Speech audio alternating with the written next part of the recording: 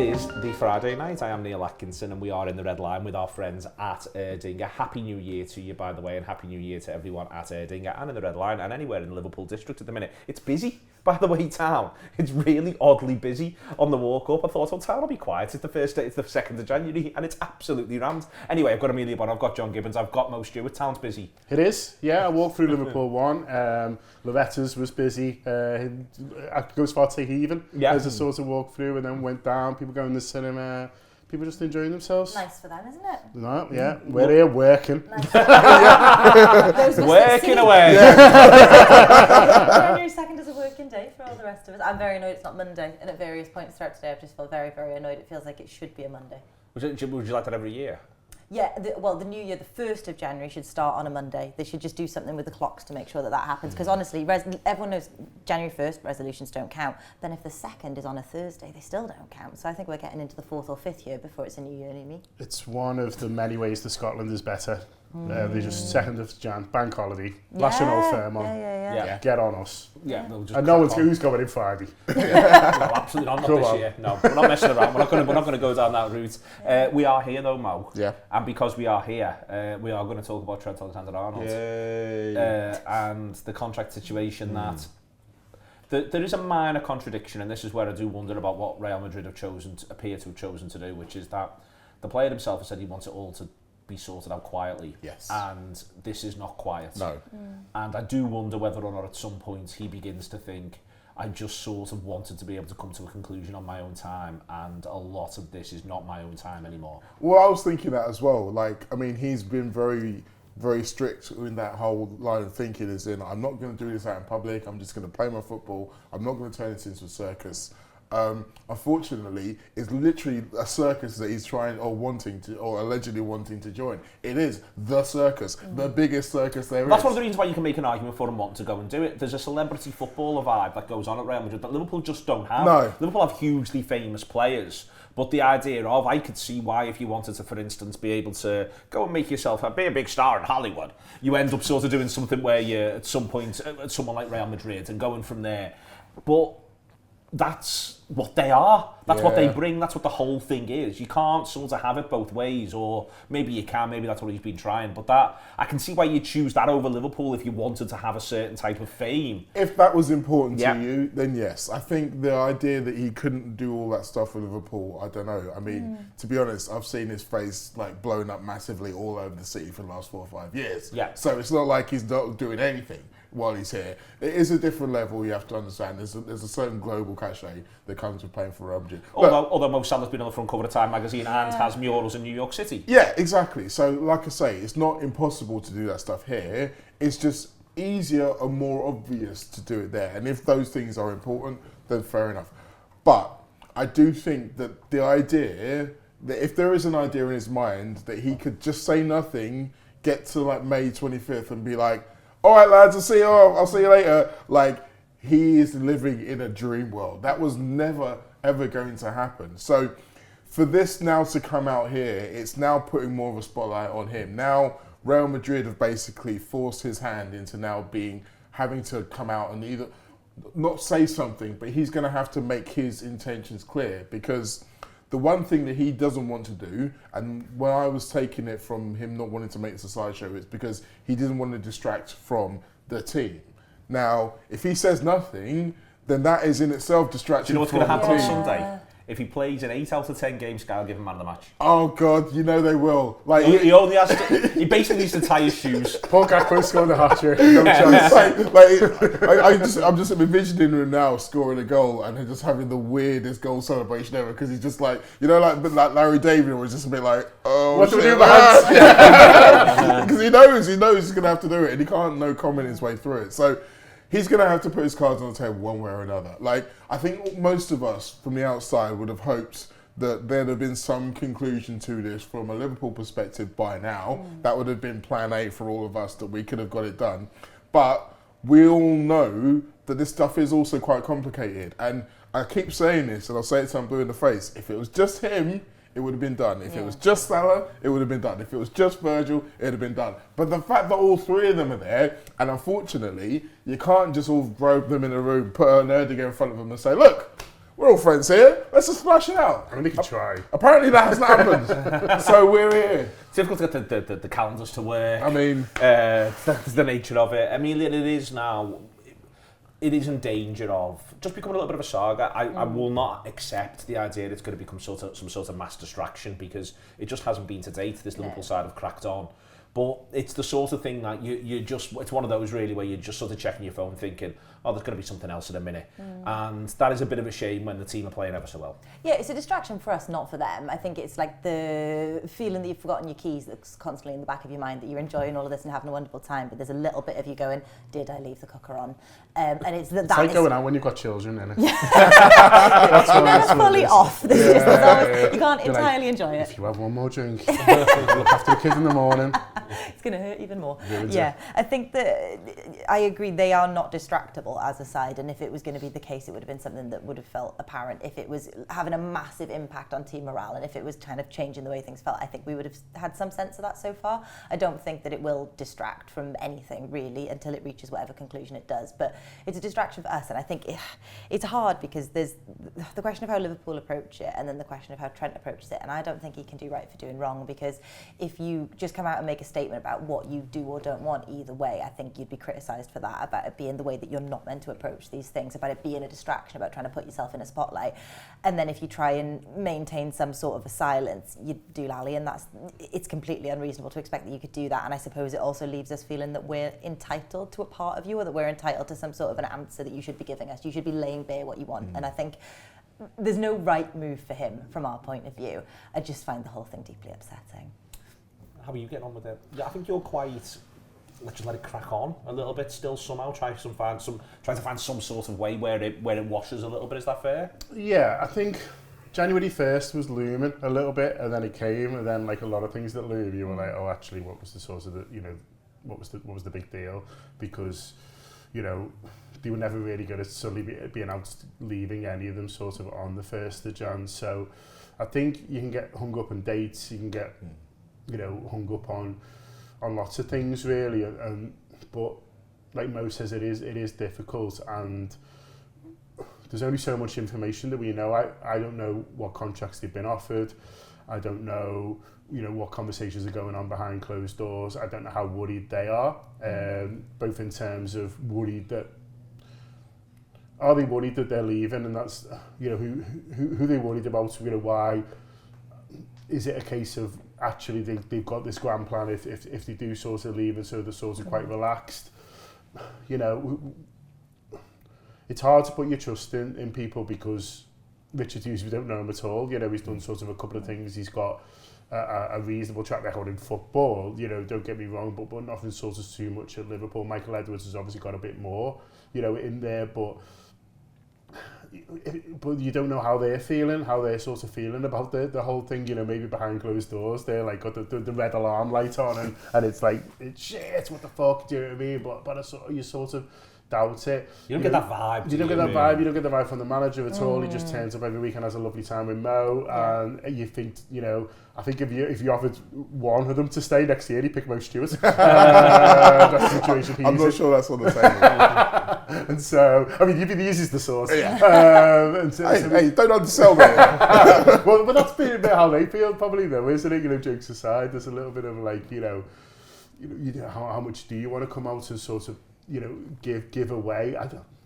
There's nothing I think that any of them can say that can help the situation, because they've all tried very different things, and none of them have signed contracts. Yeah. And so Trent's tried to not say anything, no circus, and it's not really worked, because like Mo says, there's a circus in his back garden. And he's like, shit, the fuck, he invited the circus, open the curtains, the fucking circus in the back, Vinicius Junior juggling, and then Virgil's tried the very statesman captain thing, I'll front up in mix zones, and I'll just say this is what's going on, but I'm calm. He's not signed the contract. Yeah. And Mo Salah's basically gone, where's my fucking contract? And he's not got a contract. Yeah. So like, it's so what am I supposed to do to try and help? Do you know what I mean? And so it feels like all these people, all the players have tried very sort of different things, that, and the only thing that we know is that the team are top of the league and playing really well, and that's the sort of positive. And so I'm just trying to really just to sort of look at that. If they all go, I'll be sad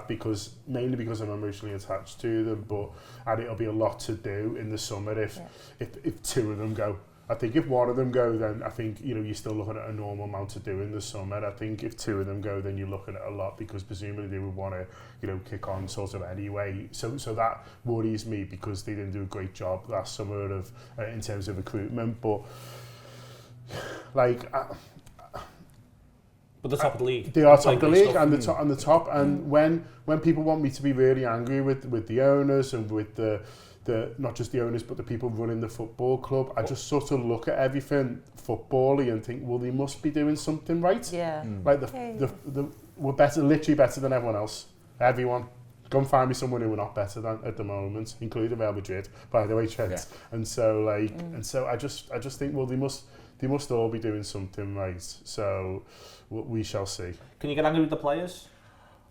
It's difficult, really, because... I mean, you're going to have to sit in the press conference tomorrow. We're doing this on Thursday, by the way, just to sort of break. It's going to come out tomorrow, I think, but we'll do it on Thursday. So you're going to sit in the press conference tomorrow, and believe it or not, the first question is going to pertain to... At least the first two. So do you feel a little bit like, in this context, therefore, do you wish the players could have done something different? Do you feel preemptively angry with the players, if you know what I mean? What's the general anger with the player vibe for you?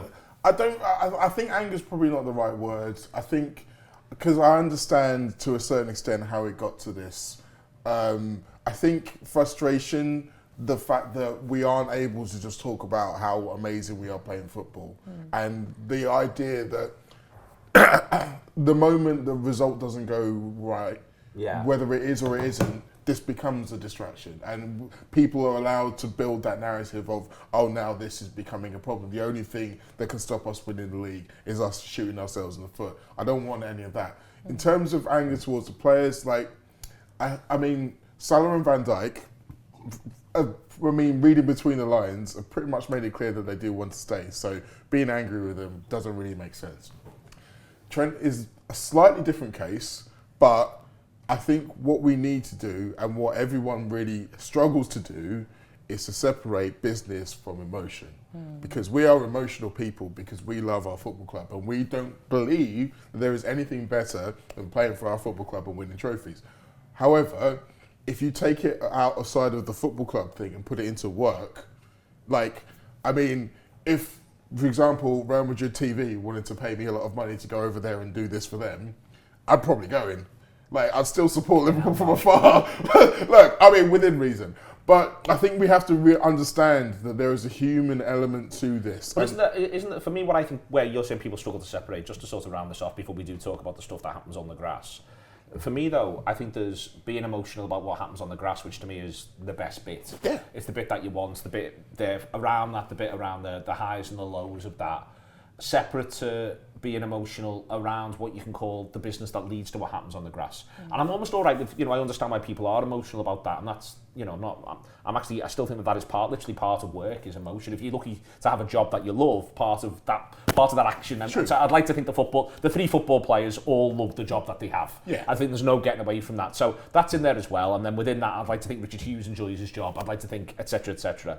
But for me, the most important bit to separate is you can have the emotional response on all of this, but none of it should get away with from what's on the grass. And it feels to me like the players, the three individuals and their teammates, have done a frankly fucking phenomenal job of that so far. I do. For which they deserve all the credit in the world, and now we've got to do our job. Yeah, no, I agree. The one little caveat I think in the back of my mind is that I wonder, and I don't know, I'm just pontificating here because I've never been a footballer, I've never been in a dressing room. But if some of the players asked him, Trent in particular, this is, and said, so what's happening? Do you want to leave?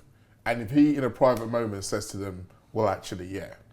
Like, does that change? Because at the moment, it's very much like his business is his business. I'm not going to get involved. He's still the same player on the pitch. He's still the same player on the training pitch. We're still going to be side by side. I still trust him on the pitch to do everything he can. If they know that he's at the end, or he's thinking, this is it, does that change? Even a small, tiny percentage, that's the only thing I wonder. But for the most part, as you say, there's been no indication that the players and their relationship between each other has changed and how they feel about what it takes to go out there and win. under no doubt that Trent would love to leave Liverpool having won the big two again. Like that's not even a question. If he wants to leave. If he wants to leave.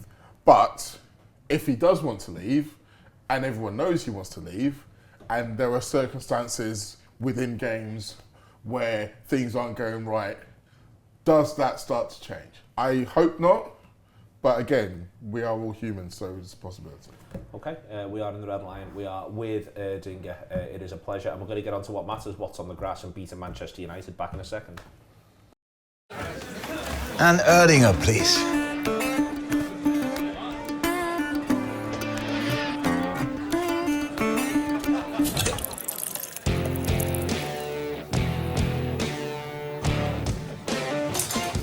Stop! Don't forget the best bit.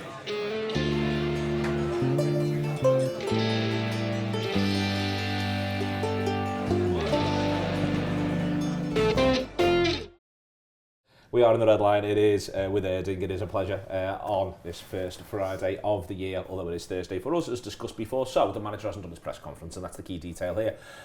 As pertains to everything, to be honest with you, I'll start with you first on this, John. I think there's something where the thing about this Manchester United, the thing about everything that this Manchester United manager has said is that there can be a reasonable expectation of what it is he's going to try and do when he comes to Anfield. He's been quite crystal clear that he's not going to compromise on the way in which he wants to play the game. And I take his point, like, what was the point of fucking hiring him if you're this many games in and he goes, nah, you know, putting all out the window because we're going to Anfield. That's not to say you can't tweak it. He's played big games before. The man's not a dope.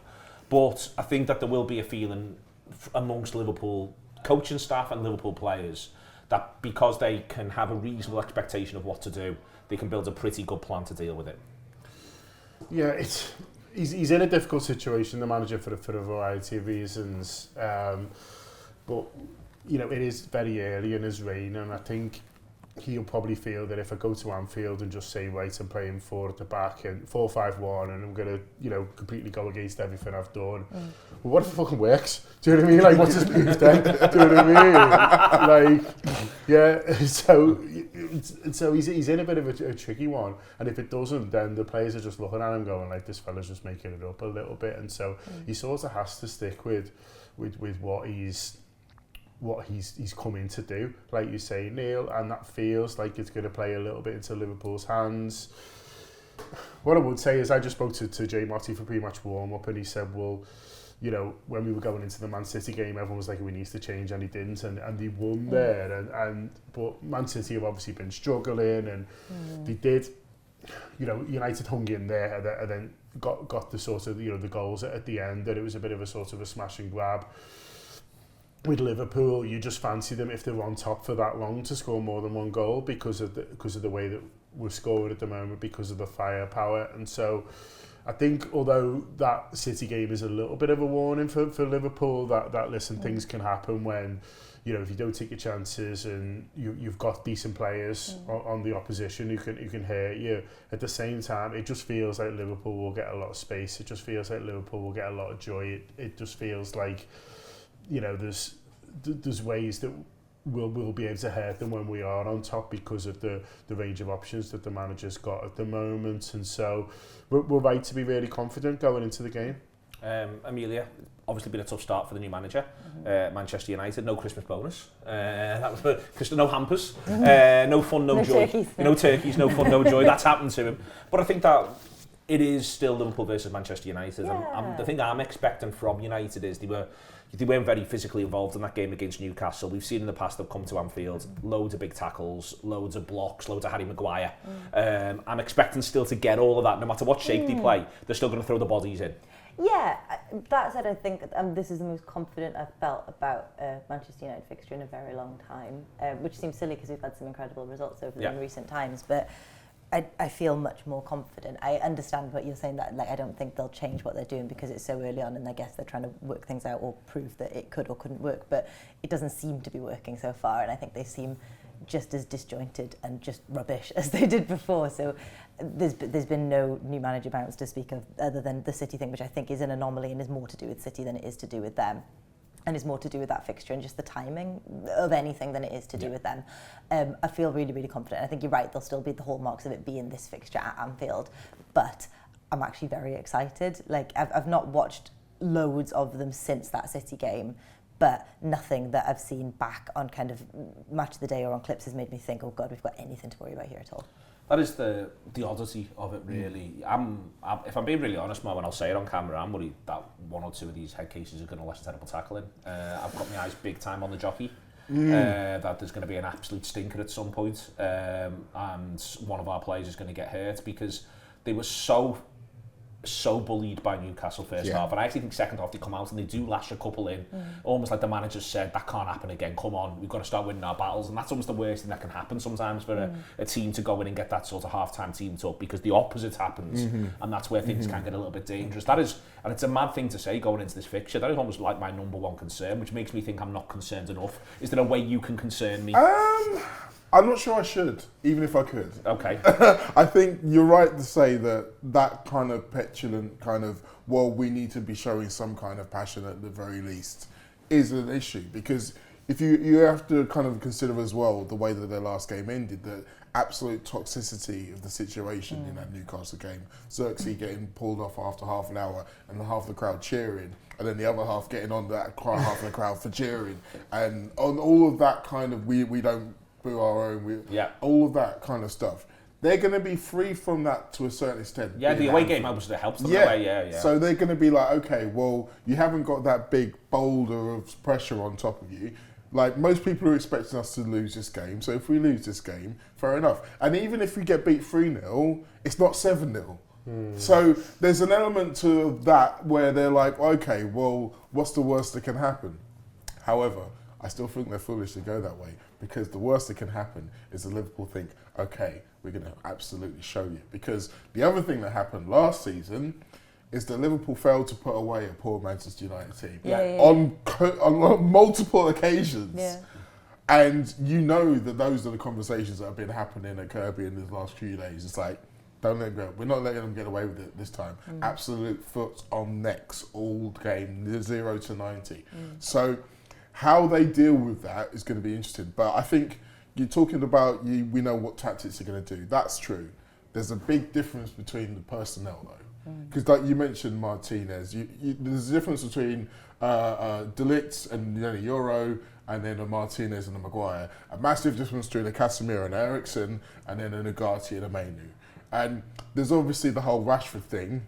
I mean, it would just be typical for this to be the game that he decides to come back in and make an appearance. And obviously he wants to make a name for himself. So there's that whole sideshow that can potentially galvanise them. But we are in a very, very good position where we can say all of their best moves, we have better moves. Everything they try to do, we can do better. And I think there needs to be that reinforced time and again. So even if we don't score the first chance or score the second chance or score the third chance, don't get into your head like, oh, it's going to be one of those days. No. Score the fourth, score the fifth, score the sixth, score the seventh. We've been good at that at Tottenham and at West Ham. Exactly.